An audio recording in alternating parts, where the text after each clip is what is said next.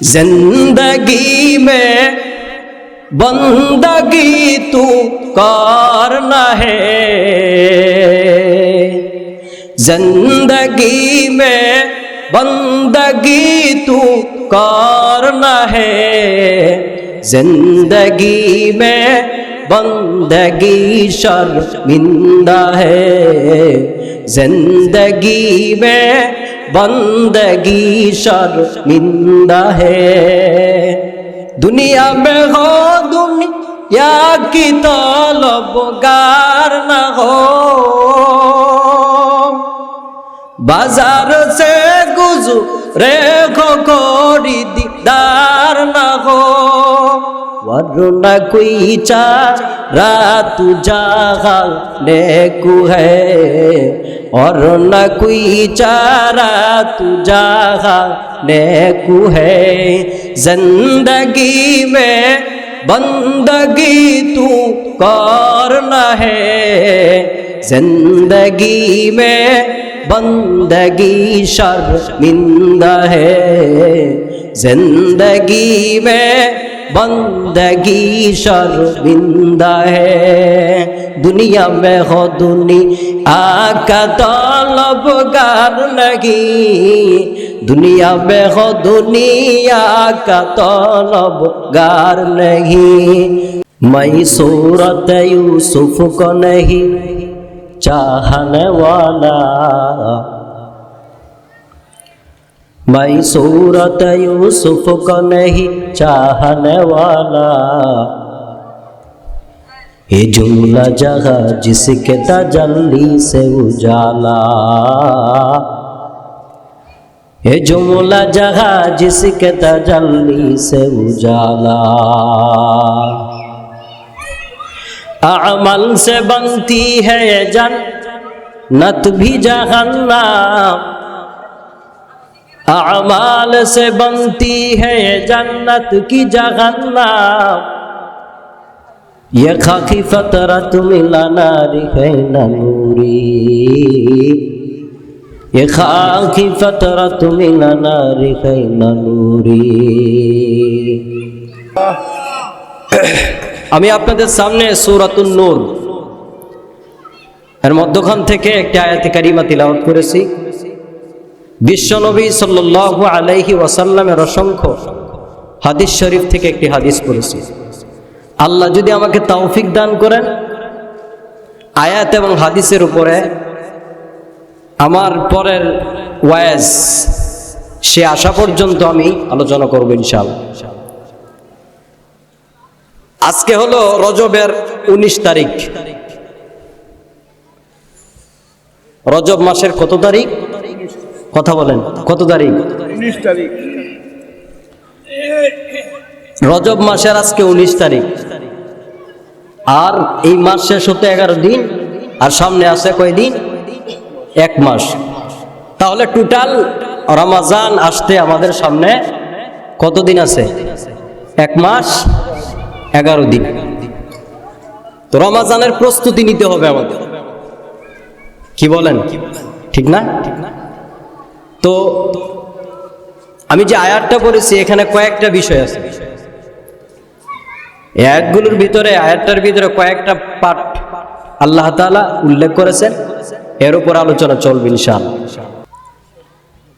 আয়াতের ভিতরে আল্লাহ তাআলা বলেন, অমাইয়ুতিল্লাহ ওয়ার রাসূলাহু ওয়া ইয়াখশাল্লাহ ওয়া ইয়াত্তাকিহি ফাউলাইকা হুমুল ফাইজুন। খেয়াল করবেন, এই আয়াতের ভিতরে 4টা অংশ আল্লাহ তাআলা উল্লেখ করেছেন। মুফাসসিরিনে কেরাম বলেন, তাফসিরে মাআরিফুল কুরআন প্রসিদ্ধ একটি কিতাব, ওখানে মুসান্নিফ রাহমাতুল্লাহি আলাইহি উল্লেখ করছেন যে ওমাইয়ুতিল্লাহ ওয়া রাসূলাহু, 2টা অংশ। যেই ব্যক্তি বা যাহারা আল্লাহ এবং রসুলের এতাআত করবে, অনুগত্য করবে, অনুসরণ করবে, ওয়া ইয়াখশাল্লাহ ওয়া ইয়াত্তাকিহি ফাউলাইকা হুমুল ফাইজুন, এবং আল্লাহকে ভয় করবে, ওয়ায়াত্তাকিহি গুনার কাছ থেকে দূরে থাকবে, আল্লাহর শাস্তিটাকে ভয় করে গুনার কাছ থেকে দূরে থাকবে। ফাউলাইকা হুমুল ফাইজুন, যেই ব্যক্তি বা যারা এই চারটা কাজ করবে এই সমস্ত ব্যক্তিরা সফল কাম, মানে আল্লাহ তাআলা তাদেরকে বিনা হিসাবে জান্নাত দান করবে। এখন চার কাজ করার কথা বলছেন। এক নাম্বার হলো আল্লাহ পাকের অনুসরণ করা, ইতাআত করা। ওমাই ইউতিইল্লাহর দ্বারা মুফাসসিরিনে কেরাম বলেন এখানে 5 ওয়াক্ত নামাজ, অর্থাৎ ওমাই ইউতিইল্লাহ আই ফারজিয়াতিল সালাত ও আহকামুহা, মানে 5 ওয়াক্ত নামাজ হলো ফরজ। আল্লাহ পাকের প্রত্যেকটা মুমিনের উপরে যতগুলো ফরজিয়াত হুকুম আছে, কি আছে ফরজিয়াত, যেই হুকুমগুলো আছে না, এই হুকুমগুলো ওয়ামাই ইউতিইল্লাহ এবং রসুলের সুন্নতগুলো। তাহলে ফরজগুলো, আল্লাহ পাকের ফরজ বিধানগুলো এবং রসুলের সুন্নতগুলো যেই ব্যক্তি পালন করবে, ওয়ায়াকশাল্লাহ আল্লাহ তাআলাকে ভয় করবে, ওয়ায়াত্তাকি এবং আল্লাহ পাকের শাস্তিটাকে ভয় করে গুনাহ থেকে দূরে থাকবে। এই চার কাজ করতে পারলে যে ব্যক্তি করবে বা যাহারা করবে তাদের জন্য জান্নাত। তরজমাটা আশা করি বুঝতে পারছেন, কি বলেন?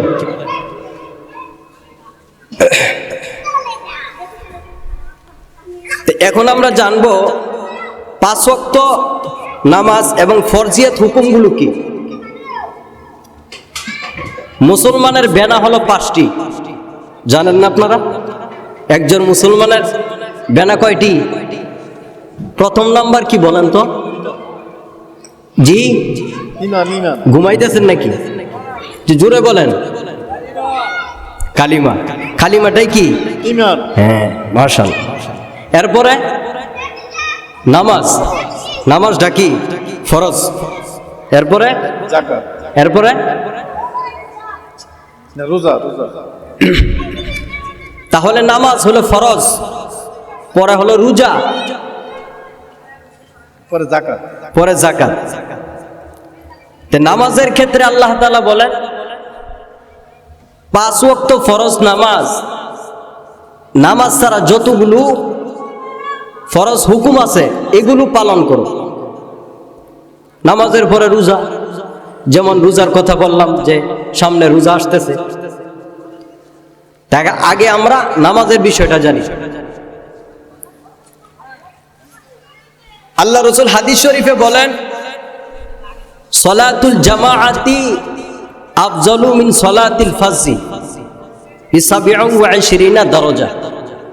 যেই ব্যক্তি ঘরে একা একা নামাজ পড়া থেকে মসজিদে আয়েশা জামাআতের সাথে নামাজ পড়বে, প্রতি রাকাতে আল্লাহ তাআলা 27 গুণ সওয়াব, 25 থেকে 27 গুণ সওয়াব তার আমলনামায় আল্লাহ তাআলা লিখে দেন। সুবহানাল্লাহ। এই 5 ওয়াক্ত নামাজের সাথে সুন্নত আছে না? বলেন না কেন? কথা বলেন, আছে না? 5 ওয়াক্ত নামাজের পরে সুন্নত আছে। সুন্নতটা হলো কি? ওয়া রাসূলুহু, ওই যে আয়াতের শেষ দ্বিতীয় অংশ, খেয়াল করবেন, আমার ধরায় দিবেন, কারণ আমার জেহেন থেকে ছুটে যায়, আমার মগজ মুখস্থ শক্তিটা দুর্বল। তাহলে 5 ওয়াক্ত নামাজ হলো ফরজ, ফরজের সাথে যেই সুন্নত নামাজগুলো আছে এগুলো রসুলের। এগুলো কার? রসুলের। তাহলে আমরা কয়টা পাইলাম? 2টা। জানি না আপনাদের অঞ্চলে নামাজের প্রতি কে, কোন মুরব্বী, কোন চাচা, কোন ভাই, কোন বোন, মা নামাজের প্রতি কি পরিমাণ গুরুত্ব দেয়। দেখেন, যত বড় বুজুর্গ হোক, যত বড় ওলি হোক, উনাদের ভিতরে নামাজ ছাড়া কেউ, কোনো ব্যক্তি আল্লাহর কাছে সম্পর্ক গভীরভাবে করতে পারে না, কেউ না। নামাজটাকে শুদ্ধ করতে গেলে ইলমের প্রয়োজন। কিসের প্রয়োজন? চাচা কিসের? মুহাম্মদ ইবনে সামা কত বড় একজন বুজুর্গ। ইমাম আবু ইউসুফ রহমতুল্লাহ আলাইহি, 4 মাযহাবের একজন প্রসিদ্ধ মাযহাব ইমাম আবু ইউসুফ।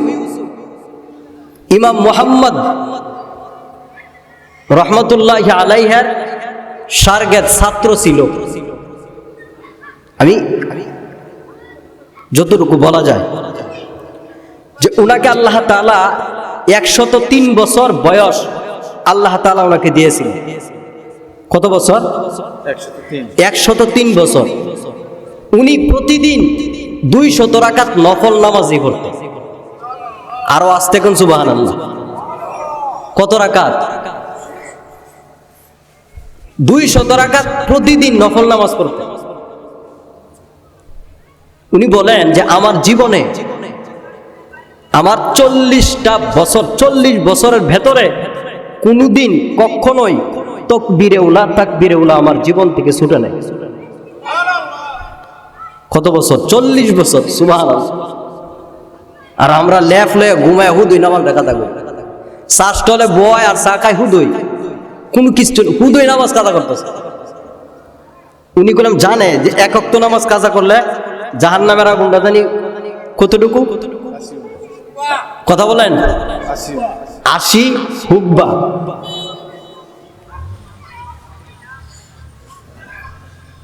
রহমতের নবী বলেন, এই সাহাবায়ে কেরাম, জাহান্নামের আওয়াজ এত কঠিন আওয়াজ, জাহান্নামের ভিতরে সবচাইতে কমতর মুদ্দতের আযাব দেওয়া হবে ওই ব্যক্তিকে। কোন ব্যক্তিকে আযাব দেওয়া হবে?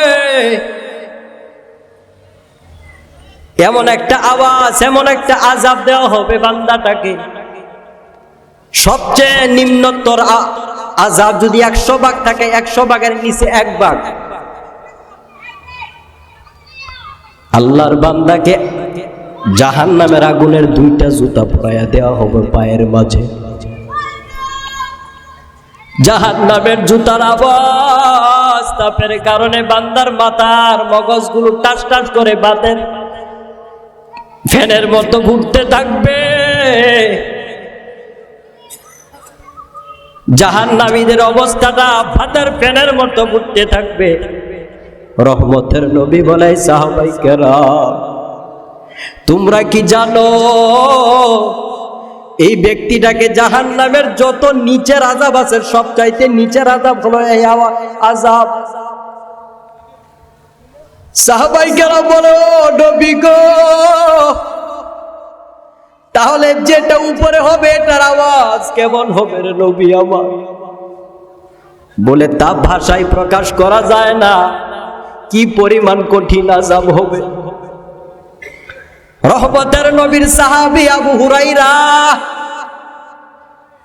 রাদিয়াল্লাহু তাআলা আনহু রাসূলের দরবারে সর্বত্রই পড়ে থাকতেন ইলমের জন্য। আবু হুরায়রা বলে, আমার জীবনের রাসূল থেকে আমি একটা হাদিসও আমি ছাড়ি নাই। আবু হুরায়রার মা ডাক দিয়া কয়, সন্তান, জীবনটা কাটাইবা নবীর দরবারে, নবীর দরবার থেকে কখনোই চলে যাবা না।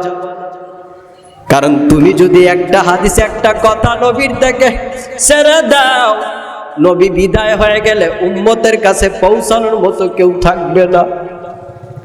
তুমি পৌঁছাইলে তোমার যে সওয়াব তুমি পাইবা, অন্যজনা যদি পৌঁছায় তাহলে অন্যজনে পাবে, কিন্তু তার সওয়াব তুমি আবু হুরায়রা পাইবা না। রহমতের নবীর সাহাবী আবু হুরায়রা বলে, জাহান্নামের আগুনটাকে জাহান্নামের ফেরেশতা 1000 বছর পর্যন্ত জ্বালানো হলো, তেজদীপ্ত করেছেন, তেজদীপ্ত 1000 বছর পর্যন্ত করেছেন। এরপরে জাহান্নামের আগুনের রং হলো কালো রং, সাদা রং হয়ে গেল। এরপরে আল্লাহ পাকের হুকুমে ফেরেশতাকে বলা হয়, ফেরেশতা এই জাহান্নামের আগুনটাকে আরো 1000 বছর পর্যন্ত জ্বালাও। এরপরে 1000 বছর পর্যন্ত জ্বালালো। এরপরে জাহান্নামের আগুনের রং হয়ে গেল সাদা। এরপরে আরো 1000 বছর পর্যন্ত জ্বালানোর পরে গোল্ডেন অবস্থা। এভাবে 3000 বছর জ্বালানো হলো। জ্বালাইয়া বর্তমানের আগুন হলো জাহান্নামের আগুন হলো কালো। আমরা যে দুনিয়াতে ভাত রান্না করে খাই, যে আগুনে জ্বালাইয়া আমাদের ভাত রান্না করি, তরকারি রান্না করি, এটা হলো জাহান্নামের আগুনের অনেক নিচে তরে আগুন। 100 ভাগের 1 ভাগ জাহান্নামের আগুনের আল্লাহ পাকের হুকুমে রহমতের ফেরেশতা সমুদ্রের ভিতরে 2টা চুবানি দিয়েছে। যদি 2টা চুবানি না দিত, জাহান্নামের আগুন দিয়া দুনিয়াতে রান্না করা তো দূরের কথা, পাতিলা পর্যন্ত পুরে ভস্মা হয়ে যাইত। ও যুবক বাবারা, ও পর্দার অন্তরালের মা বোনেরা, আজকে যারা গুনাহ করতেছেন, গুনার বোঝা নিয়ে জাহান্নামে পড়ার কোনো কায়দা নাই। রং তামাশার জিন্দেগি কয়দিন রে মা? ও যুবক, রং তামাশার জিন্দেগি কয়দিন চলবে? এখন যদি আমি বিদায় হয়ে যাই, সবাই আমার থেকে দূর করে তাড়ায়া দিবে, বলে তাড়াতাড়ি হুজুরের শরীর থেকে কাপড় খোল, হুজুরকে তাড়াতাড়ি দাফনের ব্যবস্থা করো, সবাই আমার থেকে দূরে চলে যাবে। এই হলো জাহান্নামের অবস্থা। মায়ার নবী যখন জাহান্নামের আলোচনাগুলো করতেন, সাহাবায়ে কেরাম ভাতের খয়ের মতো লাফায় লাফায় কান্না করতেন। রহমতের নবী সাহাবায়ে কেরামদেরকে নিয়ে বসা আছে।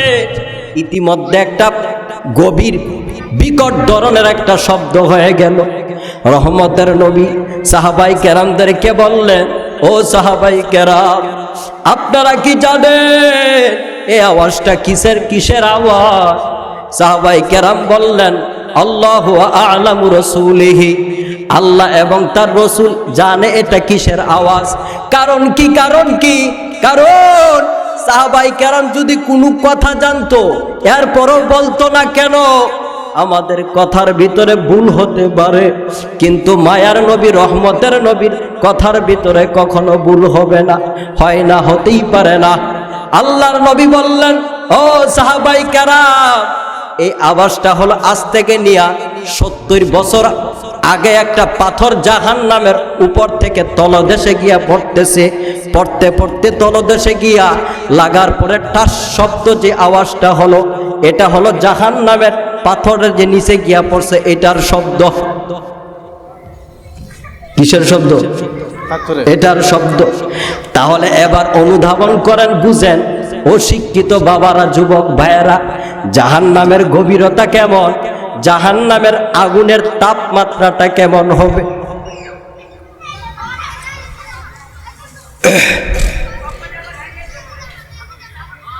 এই যে বুজুর্গ বলে কি 103 বছর বয়স, আল্লাহর বান্দা বলে আমার জীবনে কখনো 40 বছরের ভিতরে তাকবীরে উলা ছুটে নাই, হঠাৎ করে এক ওয়াক্ত ছুটে গেল।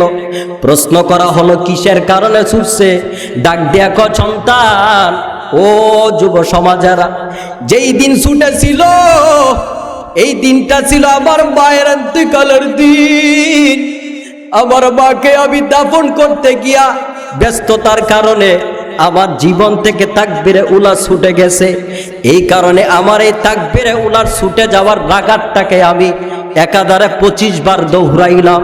25 বার যখন দৌড়াইয়া পইরা নামাজের মুসল্লা থেকে আমি ঘুমায় গেলাম। হঠাৎ করে স্বপ্নে দেখি কে আমাকে বলতেছে, সাদা জুব্বা পরিহিত, পাঞ্জাবি একটা গায়ে সুন্দর একটা পাগড়ি, ডাক দিয়া করে, মুহাম্মদ ইবনে সামা, তুমি যে তোমার নামাজটাকে ছুটে যাওয়া তাকবীরে ওলার নামাজটাকে একটাকে তুমি 25 বার দোহরায়া পড়লা, বলো বাবা, তুমি তোমার এই যে ফেরেশতার সাথে সূরা ফাতিহার পরে যে আমিনটা পড়ে, তুমি কি এই আমিনের সওয়াব থেকে তো বঞ্চিত, তো আর পালা না, আর পাইলা না। এইভাবে আলোচনা, নামাজের আলোচনা। রহমতের নবী সর্বত্রই নামাজের দিয়া সারাটা রাত্র কাটায়া দিতেন।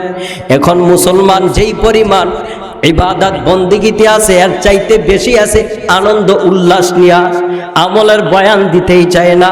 1 নাম্বার গেল। এবার আসেন 2 নাম্বার, রসুলের ইতাআত করো, রসুলের সুন্নত পালন করো। কি পালন করো?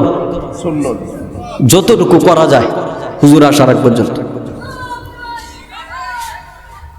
রসুলের সুন্নত দুনিয়াতে পালন কইরা, পালন করলে কি আর না করলে কি? কটা কথা, পালন করলে কি আর না করলে কি?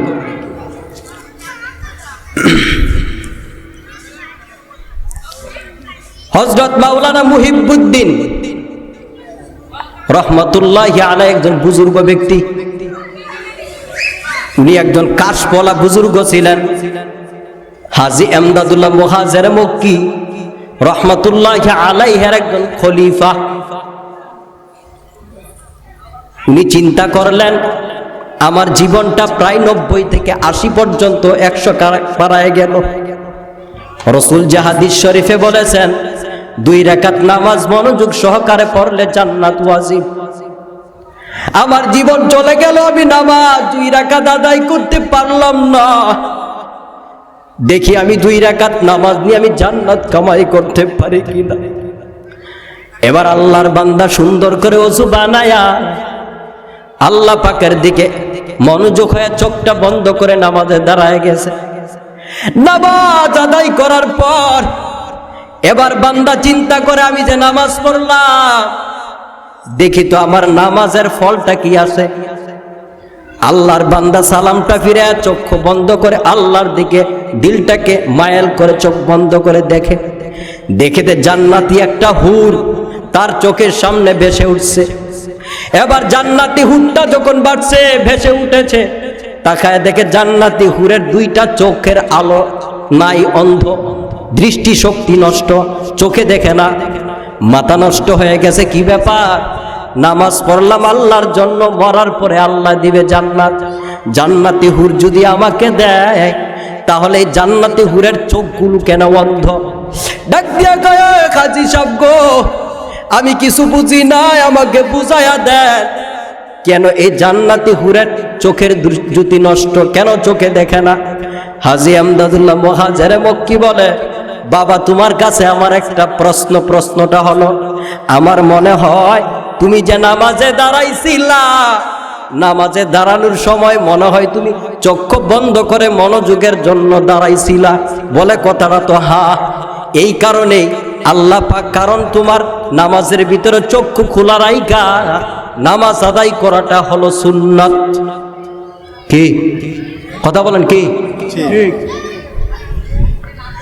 হাজী এমদাদুল্লাহ মুহাজির মক্কি বলে, বাবা তুমি যদি চোখটা বন্ধ না করতা তাহলে তোমার নামাজের যে জান্নাতি হুরটা ছিল তার চোখটা বন্ধ থাকতো না, মানে কি পাওয়ার শক্তি নেস্তে বন্ধ হতো না, দেখতা, এই কারণেই তারটা বন্ধ। কথা বুঝলেন? একটা সুন্নতকে ছেড়ে দেওয়ার কারণে জান্নাতি হুরদের অবস্থা উনি দেখে ফেললেন। এক গেছে। এখন পালন করলে কি? এতক্ষণ কি বলছি? না করলে পালন করলে কি?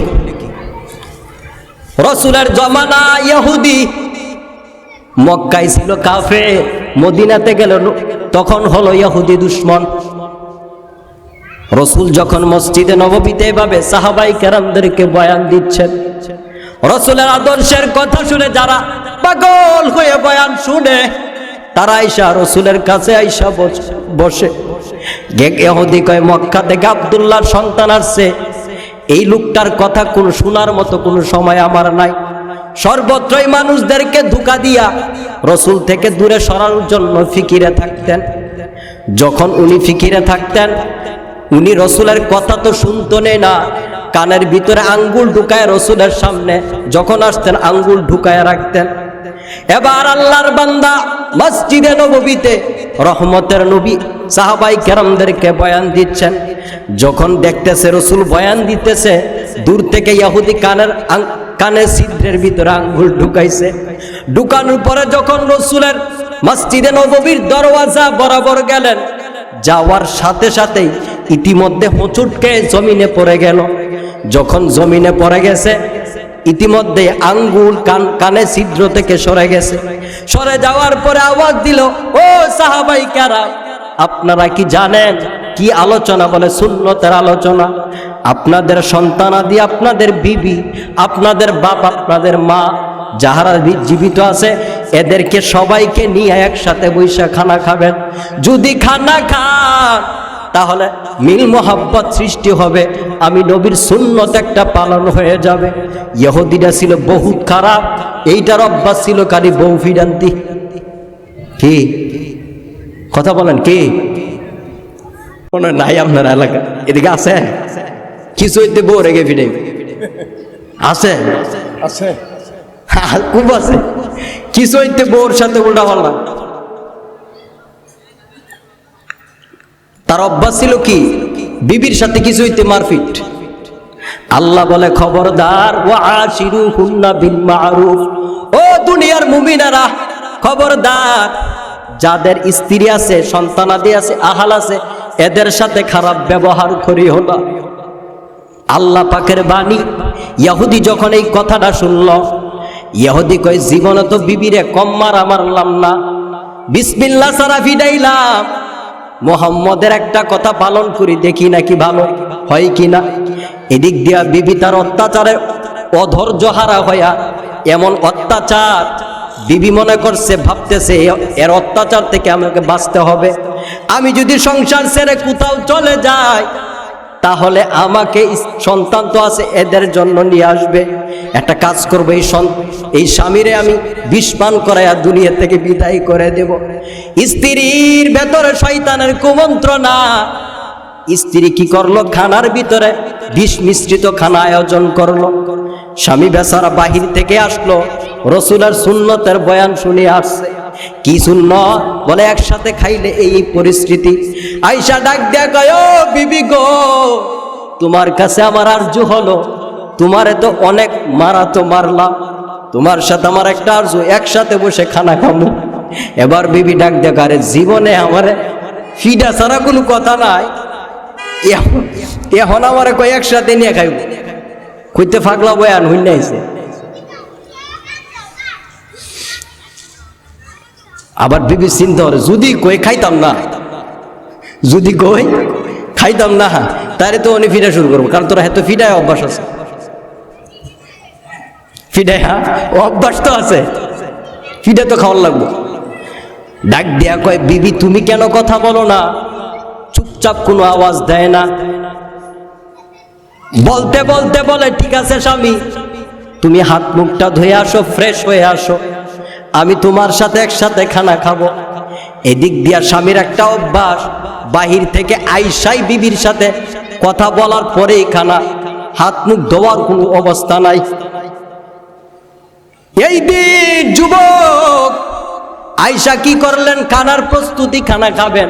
বিবি তো আগ থেকেই তার অভ্যাস যেহেতু আছে, বাহির থেকে আয়েশাই খানা, অভ্যাস আছে, অভ্যাস অনুযায়ী খানা খাওয়ার জন্য প্রস্তুত। এবার বিবি বললেন, ঠিক আছে, তুমি হাত মুখ ধুয়ে আসো, আমি তোমার সাথে খানা খাবো।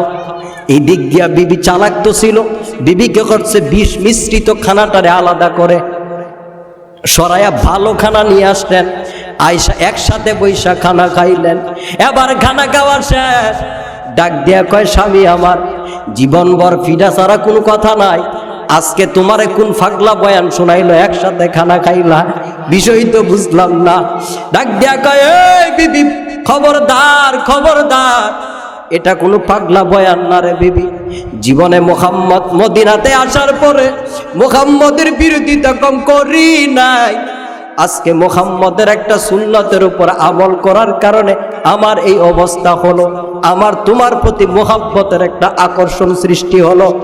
বিবি বেচারে চিন্তা করলেন, আমি যে খানার ভিতরে বিষ মিশাইলাম, আমার স্বামী কেমন করে জানলো? কথাগুলো বুঝতেছেন?